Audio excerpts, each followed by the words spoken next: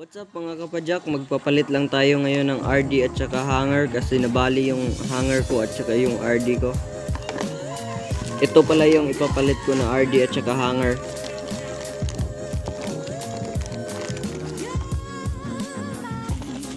Na-order ko lang to sa Shopee, ilalagay ko yung link sa description sa ibaba.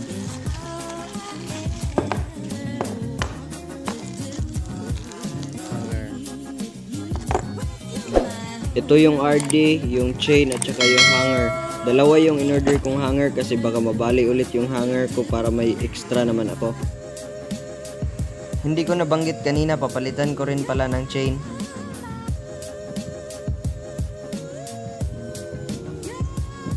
Kung mapapansin nyo mga kapadyak, tumabingi yung RD ko at saka yung hanger ko papasok.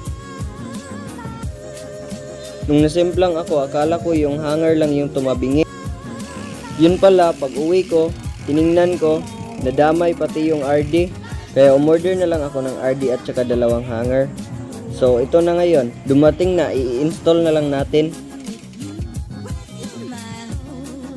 Una kong tatanggalin itong kadena.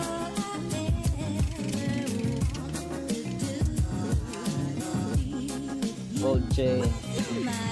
Tapos ito namang RD.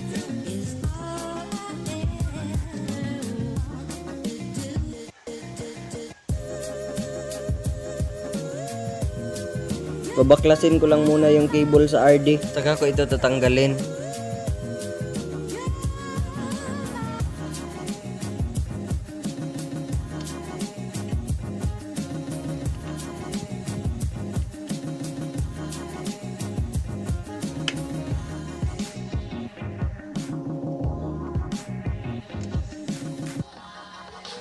Nagkaroon na rin ako ng chance na tanggalin itong color red sa aking bike.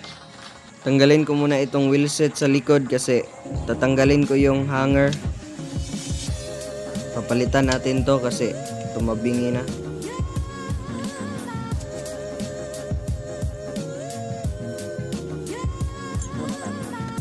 Kunting punas-punas lang.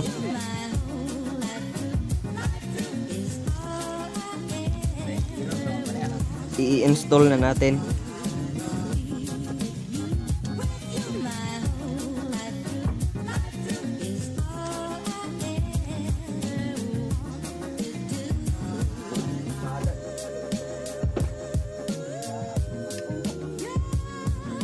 Ito yung ipapalit natin na RD. Parehas lang sila ng brand at saka yung model.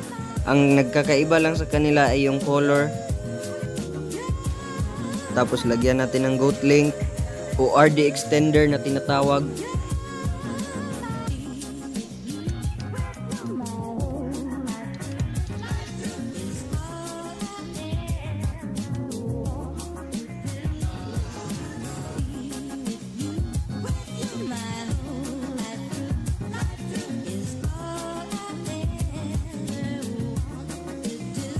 Tapos ikakabit na natin yung bagong RD.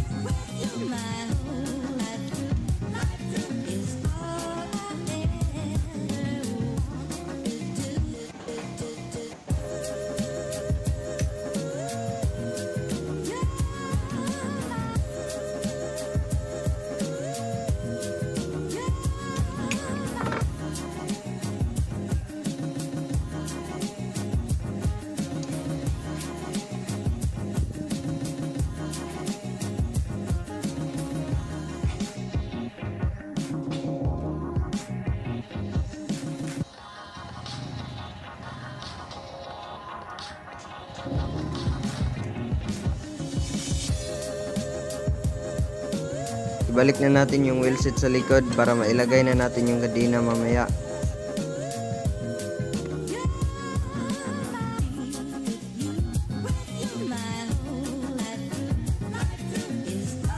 Saktong higpit lang.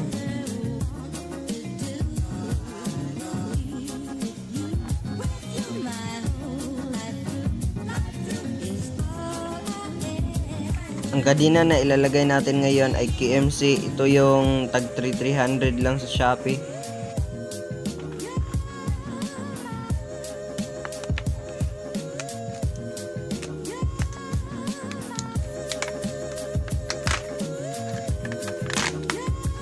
May kasama na siyang missing link.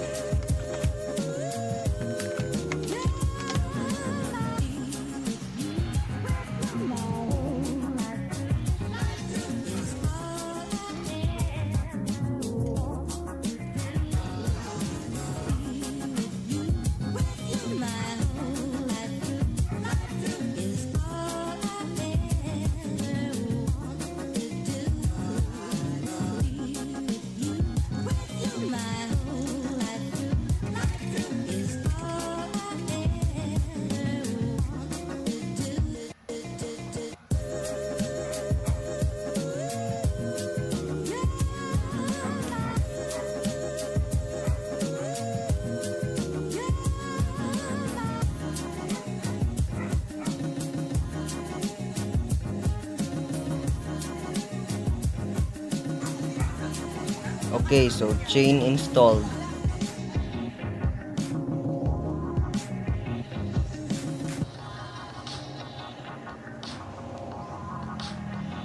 Konting tuno-tuno na lang.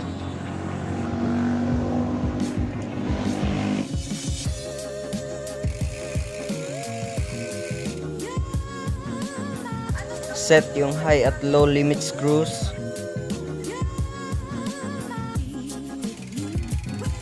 At higpitan yung kable.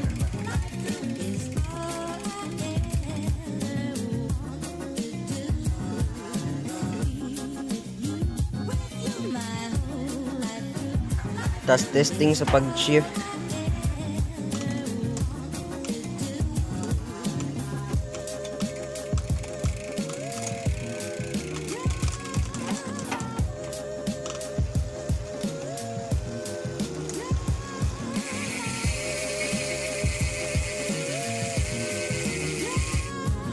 At ayusin ang kable.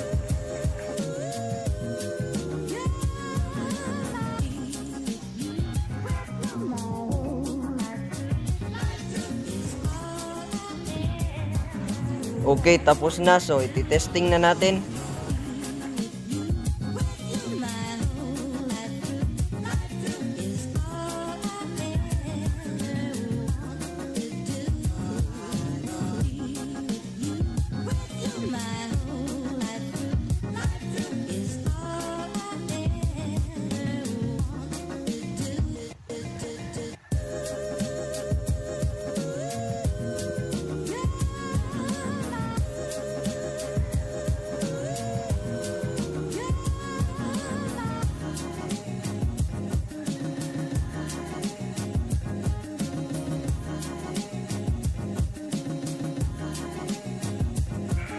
Ayos naman siya mag-shift, walang problema.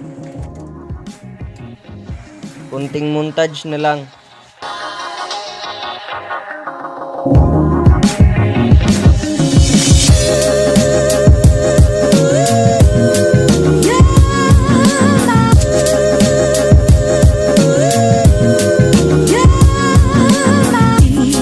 Shout out ni Sam Motovlog PH. Ride safe always, idol. Kung nagustuhan mo tong video na to, paki-like, comment, subscribe para palagi kang updated sa mga pinopost ko.